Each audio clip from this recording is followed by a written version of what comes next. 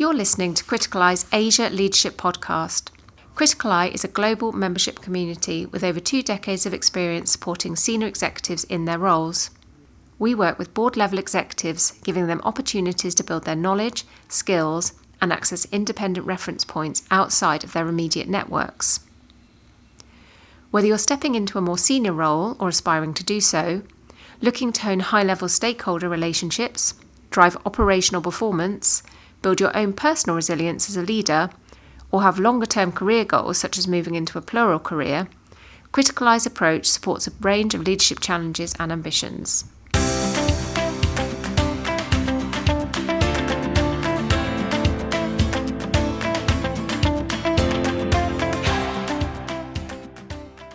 Hello and welcome to the Criticaleye Asia podcast, Inspiring Leaders to Succeed. I'm Yu-Wen Hsiao, Marketing and Communications Manager at APAC Criticaleye, and it's a pleasure to be your host for today's episode. In today's episode, we'll be talking about mastering regional leadership in Asia and exploring how to drive change while leading people across diverse markets. So today, I'm delighted to be joined by Kalpesh R Parmar, Regional General Manager of Mars Wrigley Asia. So with over 20 years of leadership experience across multiple continents, Kalpesh is dedicated to developing leaders and driving sustainable growth. So Kalpesh, thank you so much for joining us. To get us started, could you please share a bit about your background and your journey? Thank you, Coco, and thanks a lot for your time. And thank you to the team in Criticaleye for hosting me today. And I can probably do a quick introduction about myself. Yes, I'm Indian. Yes, in India, and then did my education in hotel industry, hotel management, and my master's. Started my career with Gillette. Then worked with another shaving products company, moved to Unilever in Dubai, then went to Turkey, back to Dubai, worked in Nigeria, Singapore. I did my first CEO role as South Korea CEO for Unilever, and then joined Mars as the India GM in Jan 2020, just a bit before COVID. Did that for 3+ years. And now I manage Asia for Mars. That's close to 20 countries from South Korea all the way to Pakistan. Yeah, I'm married. I've got 2 kids, a wife. Boys are 21 and 17. And I enjoy my food and because of my hotel industry experience, but I also try to burn it out. So I focus on a bit on my health and wellness by hitting the gym a few times a week, playing badminton or some other sports, and or just cycling around Singapore. That's me. Thank you so much, Kalpesh. So building on what you just shared, I think one of the biggest challenge for leaders in Asia right now is guiding teams to change, right? So how have you approached leading teams across multiple markets, and how do you ensure that they stay motivated, engaged, and aligned throughout the whole process? Yeah, I think firstly, when you are a leader, you inherit a team. And then I can give you a bit of practical example. When I started my Asia role, I had a fantastic team, but they were finishing the time in role. So they were looking for the next best move. During COVID, their next best move got delayed. So I had to first build a team who would be with me for the next 3, 4, 5 years. So what I started doing is supported the team to get some of the team members got promoted. Some of the team members moved into new assignments as they were finishing their contract or they were on their own career journey. Yeah. So then I got an opportunity. I was very lucky that in the first 15 months, I got an opportunity to build the team again. And then once you build the right team who has the relevant experience to win in Asia, it becomes easier. Change gets accepted. And I'm a big fan of hiring Asians for Asia. So if I'm managing Southeast Asia, North Asia, Indian subcontinent, then I would rather have more people from Philippines, Vietnam, Indonesia, Malaysia, Korea working in my team. So people who understand the consumers in this country, who understand the customer, who understand insights, who understand the local language, local nuances, at the same time have diverse experience within Mars or sometimes outside Mars, right? So once you have the right team, change is accepted in an easier manner. Of course, it also you need to look for. So I spend around 15% of my time meeting talent, not only for my leadership team, but across the organization. I personally get involved in hiring the right talent especially on senior leadership side. So my top 50 leaders, if you're one of my top 50 leaders, then I would generally, I've not rejected people mostly, but I would want to see the talent whom my team is trying to hire. Once you're focusing on talent, then people who understand the region, then change is accepted in an easier manner. So Kalpesh, I think during change, we have global expectations and also local practice. So how would you ensure that alignments are met? Yeah, I think firstly, the strategy is defined globally. And once the strategy is defined, you have to firstly respect the guardrails defined by the global team. But at the same time, in Mars, we are very lucky because this is a growth region.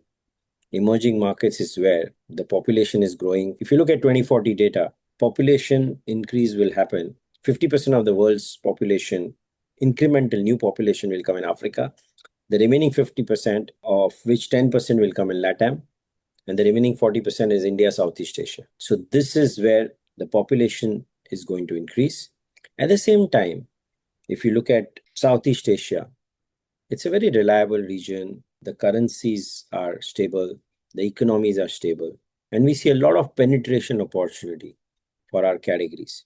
Hence, it's a region where, the global gives us a lot of support, and there's constant investment, there's constant guidance, and then there are resources who are available. As long as we are able to deliver, the resources are diverted toward us. So with the global team, if we are delivering, the regional team and the global team is investing more with us. But it also comes with reputation of delivering consistently year on year. And can we expand on what you just shared about the talent part? And I'm quite curious, what sort of strategies have worked for you to develop high-performing regional team? Yeah, so we have some of the signature process where once the team is appointed, we work together and create a team leadership code, and where we come together for a day and then we decide what is the team motto, what is this team going to deliver, and it centers around the business of today and our 2030 strategy. Yeah, focused on few but very choiceful strategic priorities, and then looking after our talent, developing our talent to not only be successful in Asia, but also be successful in global and regional roles. So yeah, those are some of the things which we focus on. Thank you, Kalpesh. I think guiding teams for change is just one part of the regional leadership, right? So I think it's just as important to focus on creating a long-term impact that keeps the business growing and help develop the next generation of leaders. So I'm quite curious, Kalpesh, what leadership qualities do you believe are most critical for long-term success in Asia? Yeah, so it starts firstly with the depth of experience and the breadth of experience. So I generally look for leaders who have experience across markets, not only in one market, but sometimes also different companies, different industries helps. Yeah. And then what are the experiences in their career where they've exhibited agility, they have been disruptive, they have disrupted themselves? What are the tough experiences they've gone through? Yeah. And I always look for not the professional, but trying to let them know me as a human being and trying to know the leader as a human being. Yeah. And then you know the real person, and then you make the decision. Sometimes, of course, you make the right decision. Sometimes I make mistakes also. So, Kapash, how about your own leadership style? Is there any guiding principles or value have shared your own leadership style?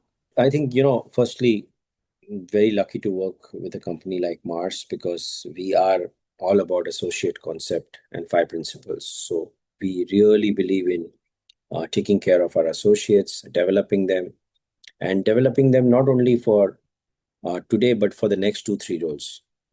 And there's a lot of dialogue around developing talent.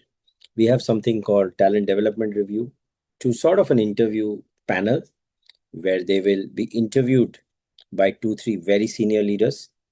They will have to present their own personal journey. They will be given a case study 90 minutes before that meeting, and then they have to present the case study.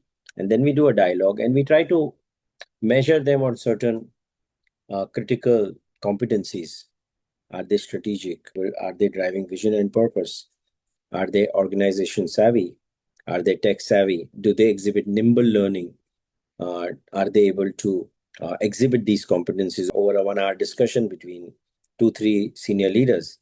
And it really teaches them. And then we go back and give them feedback that, hey, you did very well on these areas. This is the area where you should develop, so that we keep developing the associate for future larger roles. That's one. Then we are very clear about the development plan. Yeah. And I always tell associates in Mars, when I enter a store for a visit, it's perfect development plan before perfect store. While many companies focus on in-store execution, first we want to develop our associates better so that they can have perfect stores. So perfect associate development plan before perfect store, because as long as our people are well trained, are developed well, we will win in the marketplace sooner or later. And then when I talk about development plan, of course, it's a bit of learning on the job, but there are also sometimes we give people mentors within Mars. Sometimes we assign a coach from outside. Sometimes we ask them to do a certain course or read certain books. I'm a big fan of podcasts, and one of the podcasts I've been listening for now 17 years is this podcast called The Look and Sound of Leadership. I can assure you that's as good as having a coach by your side. So The Look and Sound of Leadership is one podcast I've been listening since 2008. So these are the few things we do to develop people. So how about Kalpesh, can we maybe reflect on your own journey? How have you kept learning and evolving as a leader? I mean, apart from the podcast you just mentioned. Yeah, so I've gone through my own leadership journey. When I joined Mars, I come from a different organization, so a very different working style. And then I went through my own mentoring. Glad to have many mentors in Mars who guided me, who showed me the mirror. Very thankful to some of the coaches who worked with me. And I think the best advice comes from your direct reports. So we as leaders have to be vulnerable, have to contract with a few people in the leadership team that, hey, I trust you. I need you to mentor me, advise me, do some live coaching, mentoring during the meetings. That, hey, Kalpesh, in this meeting you did well on these two things, but I think this is the area where you need to be more mindful. So have your personal board of advisors who don't need to talk to you at the end of the month, who can do some live mentoring to you every time. Of course, those are the people whom I really trust, who really know me well, and they understand me well, and so that they can keep guiding me and mentoring me or hand-holding me. So leaders have to be vulnerable and be willing to keep their ego aside and just show up as a student, remain curious. And yeah, I think leaders who, one of the things what has helped me is not to discuss a lot, not to talk a lot, but allow the team to operate, give the team a lot of space to make decisions, and then the magic happens. So building on what you just shared, Kalpesh, I think long-term impact also requires some sort of embracing the innovation, right? So how have you approached leading technology transformation across multiple markets in Asia? Yeah, so I think we have a long way to go on learning about tech and innovation. On product innovation, we have a very good rhythm. We have the marketing team who leads the innovation agenda, along with the activity management team, the consumer insights team, the customer team, the general managers. So that, yeah, sometimes we take a longer time to land our innovations, but it's a very well-defined signature process what we have. In terms of tech, we are focused on learning the basics. You know, when it comes to AI, we've just been asking one of our key leaders who knows AI better than any of us, is teaching us, doing monthly classroom sessions where all associates can join in to learn. We do a bit of partnership with some of the power suppliers like Microsoft, and then we tell them to come and run a hackathon for our people. And then we take some use case studies and then try to implement it. So we are trying to, do the basics as of now. Again, before we get into a lot of AI, there's also an element of responsible AI. So we've tried to be careful about what areas we really play in AI. And then in the area of consumer, in the area of demand generation, in the area of digital commerce, which is e-commerce also, and in terms of field force, there's so much happening and we're still trying to learn and adapt and implement things. So these are the areas we are focusing on. And how would you balance the push for innovation while also maintaining the smooth day-to-day work or operations? Yeah, I think innovation is a important lever of growth, but core brands. So we have something called Flywheel, which is essentially one of the books, famous books of how brands grow and adapted from there. And also basically focusing on the 6 P's of the consumer, right? So we have our internal playbook, what we play, and that's centered mostly around the core product, not getting carried away with innovation, but how do we focus on our core products? So it's all about the brown Snickers, not about launching a lot of variants, etc. How do we make sure the same Snickers is available across channels, across markets in the right pack format? So a lot of focus goes on core, and then there's a bit of innovation coming in throughout the year on our key brands. So yeah, the message is more core focus, and then yes, the innovation will drive some growth also for the year. I'm also quite curious about, is there any biggest challenges that you've had faced when implementing technology initiative in Asia? And is there anything that you learned from it as well? Yeah, see, the fact is that Asia is leading a lot of tech innovation. Yeah, especially in the consumer goods space, right? Content creation is becoming easier now. Digital commerce with the way Korea has adapted digital commerce, e-commerce, the way Indonesia is innovating with companies like Grab, Gojek, yeah, and then came Lazada, Shopee.